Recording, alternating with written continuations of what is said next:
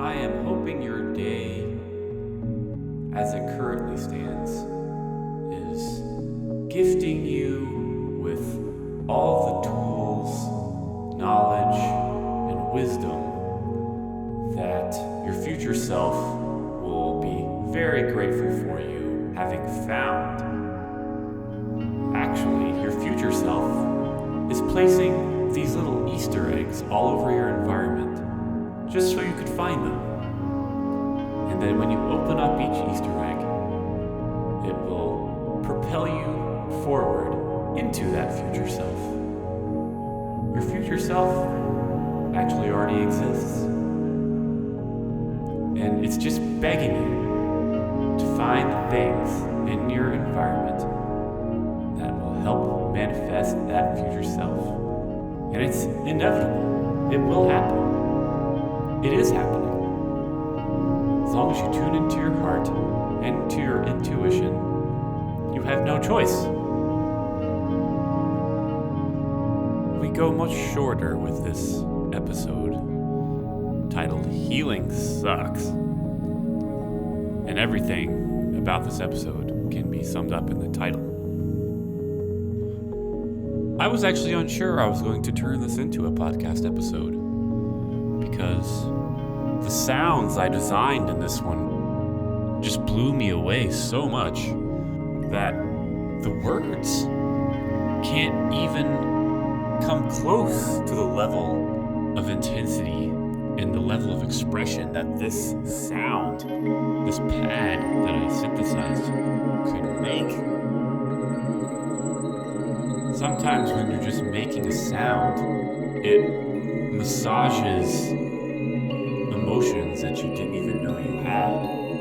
And the frequency of that sound, when it massages that emotion, it just pours out of you. I was just bawling over my computer as I was crafting this sound because it touched me so dearly. And I have to share it. The talk in this one is much shorter. And the main premise is that healing gets this kind of airy, fluffy connotation in the spiritual community as being this beautiful thing. And it's actually the opposite in my experience. It's actually uncomfortable and painful. Ultimately, one of the most important, worthy endeavors you can ever embark on as a living human. Overcome the traumas in which you have gone through and use them as launching pads to build your future.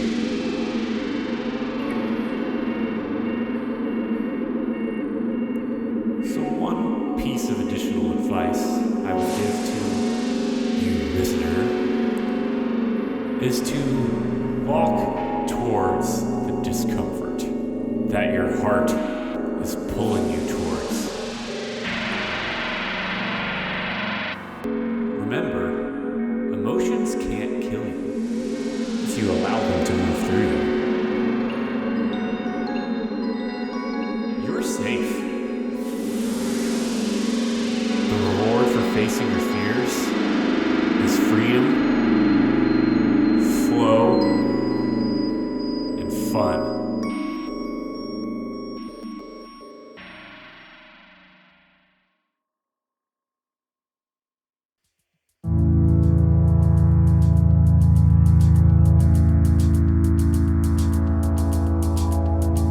The ego only rears its head when there's lack in the individual.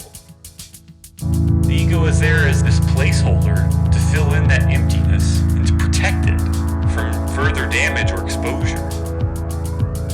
Wherever there's pain or lack or insecurity in someone, there's an ego scabbing over that wound. That's the thing I want to expose in people. I want to expose those scabs. I want to tear those things off and let what's under there breathe. And it will probably hurt. You might cry, you might yell, you might scream. But that's the real thing that needs to be exposed to the world so it can heal. If you cut it off of oxygen, it's just going to fester and ferment. You have to let it breathe. You have to let life into that wound, or else it's never going to heal.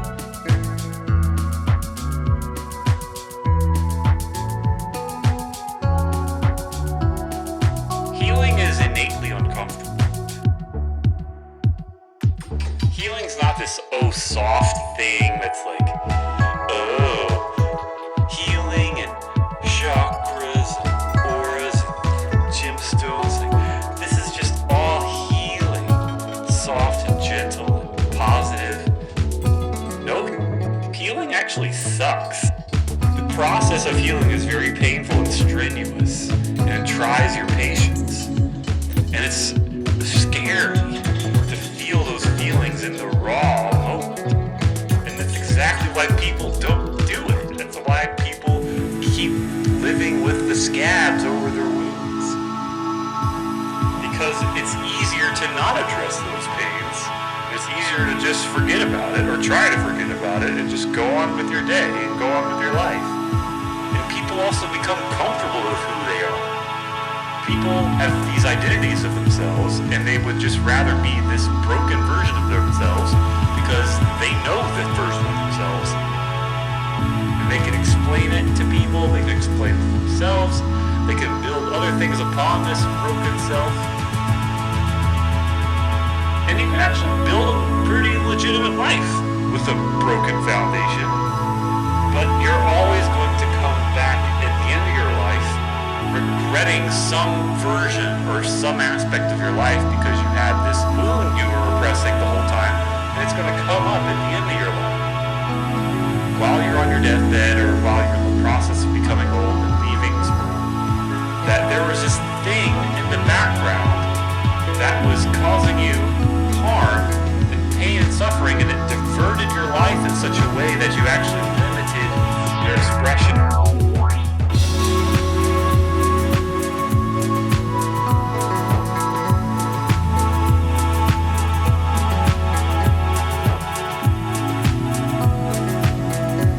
Question is, can that wound be healed? Yes. And I think the way that heals is that we internally come to terms with our own mortality. And we bring our consciousness to death.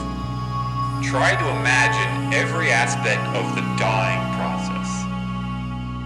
When you come to terms with your own death, healing that trauma becomes possible. You are able to go back to that instance where your safety was compromised and make peace with it. Which when you bring that peace and understanding, in tow also comes a sense of love and compassion. And then, the real kicker, how you know you feel from that trauma, is when you have sincere, deep gratitude for that event taking place. You look at that event and be like, that was the most important thing that ever happened to me.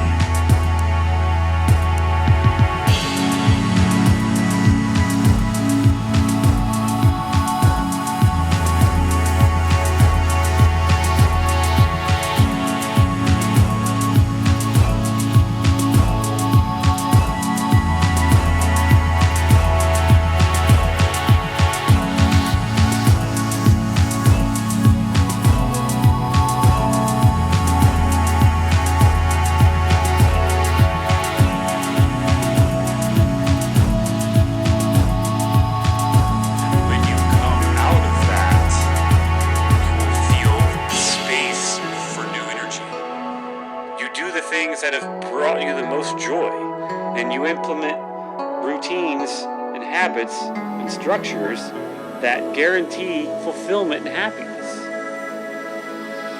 And that's really what the whole process of growing into yourself is.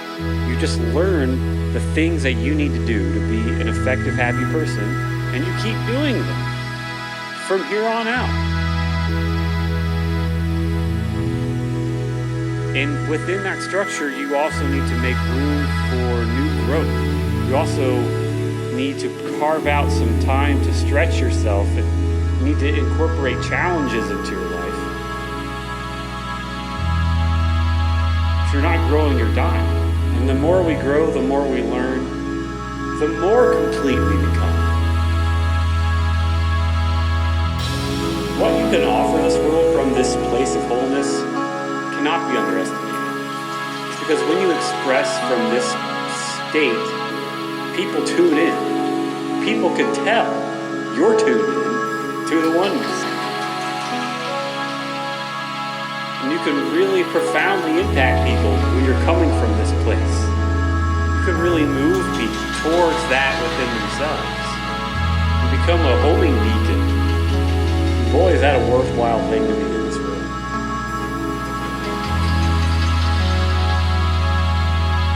Someone hears you or is touched by something you say and nudges them in the right direction in their life, then it's all worth it.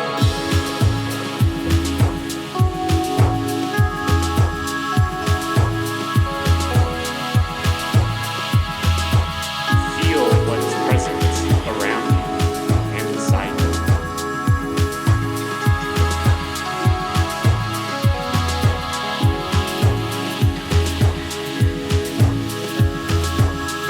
Breathe the fresh air. Let it energize you.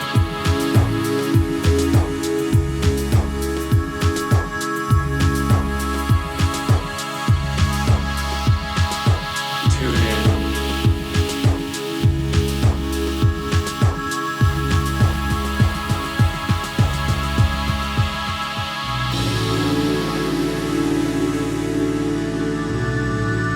There's way too much in this life to express, to just sit in silence, to just sit in a dead-end job where your expression is crippled, chained to a desk.